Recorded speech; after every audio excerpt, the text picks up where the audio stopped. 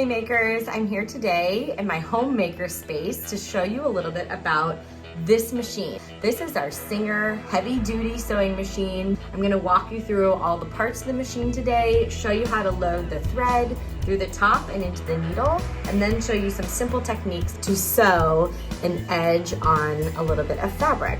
I've been using the lab machine during this time of remote learning to make a lot of masks for myself, for friends, for family, and to donate to local hospitals. So I have a lot of these little scraps laying around my house. You might have some extra fabric laying around your house, maybe old tablecloths, napkins, pillowcases, scrap fabric from other projects. I encourage you to go through your fabric stash with a family member or a caregiver and get out some of those pieces and just have them around while you watch this video and get a feel for how we can work with our pieces of fabric and sew them together using an awesome machine like this to make a seam and hold those together. They'll hold up to going through the laundry and lots of play and lots of wear and use after being sewn by a machine like this. The Singer Heavy Duty is a red dot machine in the lab. It's a red dot tool. And so that indicates that this machine is for adults to use with student assistance. We use this machine together all the way on down to the preschool, depending on student readiness and the project that they might be working on. The biggest first project we've done with the Singer machine has probably been our kindergarten quilt project, where we have our kindergartners sew a quilt together that represents them and everyone in their class. And with that, the students will run the machine with us. They run the pedal foot that controls the speed of the needle, while myself or another teacher will help guide the fabric through the needle and then sew their seams and edges of their quilts together. This is also a super popular machine as we get on into middle school and we have students who are working on costumes for the play. They're doing art classes that allow some exploration into fabrics, or they might be doing a custom individual project where they'd like to sew something together. I had a student last year that made a lapel pin using the sewing machine. Another student who had started working on her Halloween costume already, sewing some giant wings and lots of fabric pieces together using our sewing machine. The red dot means that I'm usually sitting with them, or we've gone through some training on the machine before they are independently using it. Even if our students have sewn at home, we just want to train them on this exact machine. Every sewing machine is a little different, and so each time you open a new machine, you want to get to know it, go slowly, have lots of scraps around to kind of make some mistakes, and then you can start working on your project. Let's walk through a close-up of the features of this machine. All sewing machines should have a button over here on the right side that's going to turn them on. There's also a plug that easily comes in and out. So when you're transporting your machine, or when you want to have the safety feature of not having it on, you can leave this unplugged. When we turn on the switch, you'll notice that the light comes on of our working surface. So if you see a machine with a light on, it means that it's ready to rock. Usually we want to leave our machine completely off and unplugged so that there's not any accidental stopping or starting of the machine. Looking a little bit more closely at the main part of the machinery here, the piece that does all the work is this needle. There's a needle here. It's got a piece of thread coming down that goes through a hole, and that thread goes underneath this part, which is what we call the presser foot, and lays across the back of the machine. There's a couple other odds and ends here about holding the needle in place. What you really need to know is that the thread from above is coming here, and then there's another part below the presser foot called the bobbin case. And the bobbin is a second piece of thread that's going to come up through the machine and out the back. So you can see I have two pieces of thread here, one underneath and one above, and that's what will actually create like an interlocking stitch as the machine moves itself down the fabric. This dial is going to manually control the needle going up and down out of our fabric. So you can kind of see as I turn it, that needle in the background is going up and down a little bit. So we typically use this at the beginning or end of stitching to kind of roll our needle in and out of our fabric. Other parts of the machine that are key to know are some of the stitch dials. So this is the length of the stitch. Right now I have it set kind of in a medium length stitch. The style of stitch, your straight stitch right here is probably the most common one that most people use, but there's all kinds of styles of stitches based on what you might be sewing and the material that you're working with and the long-term needs you have for the fabric. These little symbols here and up here are indicators for really tight stitches that we use for making buttonholes. So when you're making a buttonhole in a piece of fabric, you're gonna have some really tight stitches around the edge of it. You'll notice are created by those settings. We've got our upper thread, goes through the machine. We have the width of our stitch, a small stitch to a wide stitch, controlled by this dial here. The needle position is gonna be in the center of the bobbin area for most stitching, but sometimes can kind of be set off to one side or the other, depending on how close we are to the edge of the fabric. Tension setting, this has to do with how tight the thread comes through the machine, and a tension setting of a 3 or 4 is good for most machines. I would just leave this alone. I don't really touch the tension setting. And then all of these pieces up here have to do with how the thread is threaded through the machine, which I'll show you next. When it comes time to load the machine with thread, you need your large spool of thread that you'd like to use. This will be your top stitch. So the color of this thread is the color that you want to see on the top of the fabric if your stitches are going to be showing or exposed. This is the one you're gonna see on the front of your work typically. So we're gonna load the spool on the back. Here, there's a little spot for it to slide on. And then this machine has a guide, a 1, 2, 3, 4, 5 of where the thread goes next. So it's super easy. On this Singer Heavy Duty, we're gonna kind of run it through a little pin that holds it in place that's on the top. And then we're gonna scoop it around this hook, kind of looks like a fish hook. And step 3 comes down into this little channel here. Step 4 loops around that channel and comes back up. So what we're doing by running it through that casing, we're actually running it through a tension loop that's gonna pull it up and down and up and down, in and out of the machine.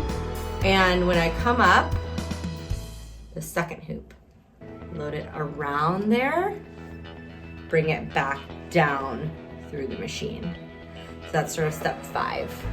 And now my goal is to just get it to the inside of that needle. The needle has a tiny hole in it to thread through.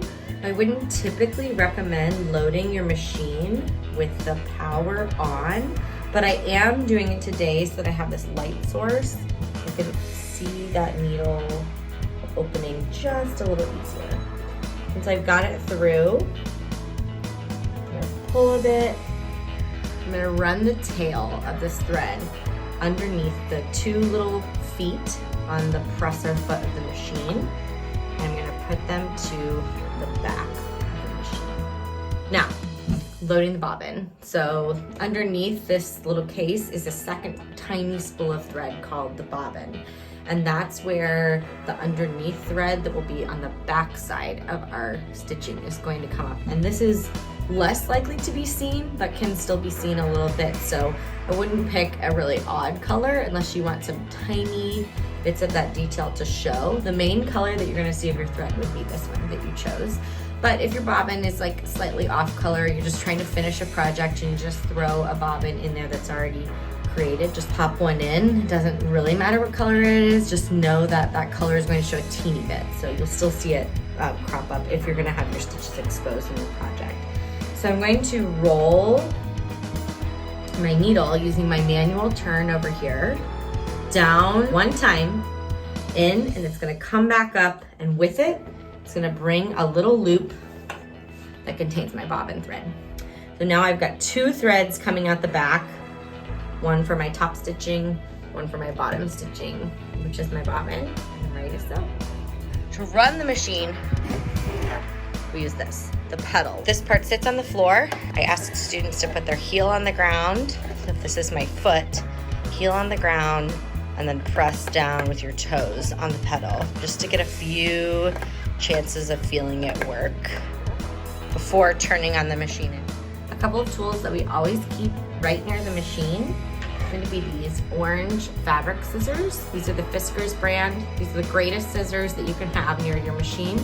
These bright orange handles. So we say in the lab that the orange handles are for fabric only. Actually write that right on the scissors too, and that's so they stay nice and sharp so they can make some nice, even, clean cuts in our fabric. The other Fiskars tool that I always have next to my machine are these thread snippers. Thread snippers are like mini scissors. Hold them with your thumb on this part here, and one of your longer finger goes through the loop on the top, and then we snip the thread by squeezing our fingers together, kind of like a tweezer.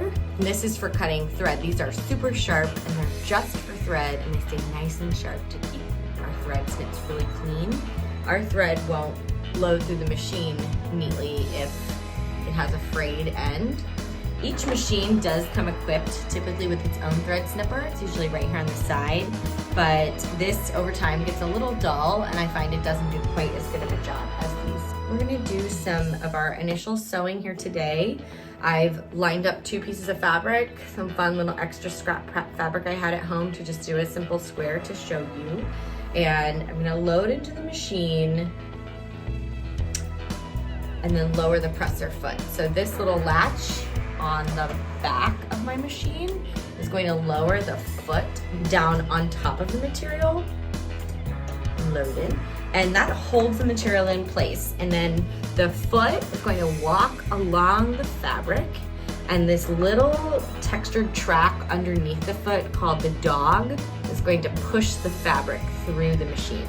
In the bandsaw video, you saw me have to push the wood through the saw. In the sewing machine, the machine is actually gonna walk my fabric through, like it's walking a dog. The dogs of the machine walk the fabric through. But I have to be here to keep the fabric going in straight. They don't want it to start to sew sideways or jagged. My goal for safety is to keep my fingers away from the moving needle outside of this work plate. When I'm teaching this machine with our students, I'll run the fabric and the needle piece while they run the pedal. We'll do lots of practice with our feet kind of pressing on the pedal, and they can stand right here next to me, run the pedal, and then I'll help guide the fabric through to kind of keep it straight. I'm gonna slowly press in, and I'm just gonna stop right there. Just a quick bit of stitching. There's a feature on the front of the machine that allows me to reverse the stitches. But I have to be holding that down while I'm pressing the pedal, because I want it to back up across those stitches, and I have to hold it down to do so. So this is where I'll ask students to come and hold this button down while we run the machine together. I'm gonna hold down the reverse and then press my foot down on the pedal, and the dogs will back up on the fabric to pull it back through. And then I'm just gonna sew straight again. So in doing that forward, reverse, forward, what I did was I created a knot. I don't have to tie any knots when I use my sewing machine. It does it for me by sewing over top of that initial stitch. So forward, back, forward, it's gonna give me a knot. And when I get to close to the end, so the 2 points of the feet on the presser foot are gonna reach the end of the fabric, I wanna do that forward, back, forward again to make my second set of knots. So hit the reverse, back up over the fabric, and then release the reverse and go to the end. So now what I've noticed is that my needle is in my fabric, and I need to carefully finish that stitch, pull my needle forward to raise it up, lift my presser foot, and this will allow me to take my fabric out of the machine, and I can either use my thread snipper here or the one I have handy to trim my threads right next to the fabric. I'm gonna lay the thread back behind the machine for the next user so it's ready to go. And you can see now my line of stitches. Here are my knots, forward, back, forward. Here's the back side. So if I had used a different color thread in my bobbin, this would be a different color. Maybe I could have chosen like a teal or green if I had it to match, so the thread wouldn't stand out while choosing a blue for the top. Sometimes we want our thread to stand out because we want that to be like an accent with our design. Let's try a different angle so you can see a little more closely what I'm doing. For the sewing close-up, I'm going to do to work on another side of this same piece that I was just sewing down. I'll load this into the machine. You can see with the edge of the fabric lined up with the edge of my presser foot, which kind of makes a standard hem. And I'm gonna reach back, lower my presser foot down so you can see the foot landing on top of the fabric. Let's get it started like right about there. And then when I'm ready to sew, I'm just gonna lower my foot onto my pedal gently and then touch the reverse, hold the reverse button down while I use the foot pedal again. And you can see that backed me up right over the stitch that I had started, so I'm getting my knot. And now I'm just gonna sew straight. This does not need to be fast, so sometimes we work on thinking about the volume of the machine. I like this speed right here. Reverse again to create my knot at the end of my piece, and I'm done. I'm gonna finish the stitch to lift my needle out of the fabric, open the presser foot, raise the presser foot, pull this out. I'm gonna use the machine this time to trim my threads, place them back here for the next user. And then you can see my second line of stitches. An exciting part about sewing is thinking through the seam. So this is where we sew. You can see our stitches here. But if I flip this inside out, I'm gonna take my pieces and flip them inside out, I'm gonna see this beautiful seam here where the two pieces of fabric come together, and I don't see any of my thread there except at the very end if I might tug on it. Isn't that nice? So if I'm sewing something like a garment or a pillowcase, it's gonna have a few edges to it, I wanna think about where I want those seams to be to hide the work. So when we're making, sometimes we want to see the work that we do and expose this, and sometimes we want it to be hidden on the inside, like this one. Check out that nice corner that was made by flipping this inside out and hiding all of my stitches, right? In thinking about the seam that you might have just created or seen made in the video, I want you to now look around your house. Think about an item of clothing that you own. Think about the inside of your pillowcase. Think about a dish towel or a washcloth that you might have on hand, and look for the stitches. It's like a little scavenger hunt to find the stitches. See if you can find those nice clean seams. So if I was making this into a pillowcase, that's what I would want people to see. But if I took off the pillowcase and flipped it inside out, I'd see all the work that went into making it happen. And so it's interesting to kind of look at all of these sewn items that are around and think about the seams and the stitches and all the work that went into making them and how those pieces of fabric came together. Sometimes we want to see the seam and sometimes we want to hide the seam depending on what the item is, and if we want our users of our product to see how it was made, or if we want that to be kind of like a hidden clean line. Sometimes in the garment industry, this is also called a hem.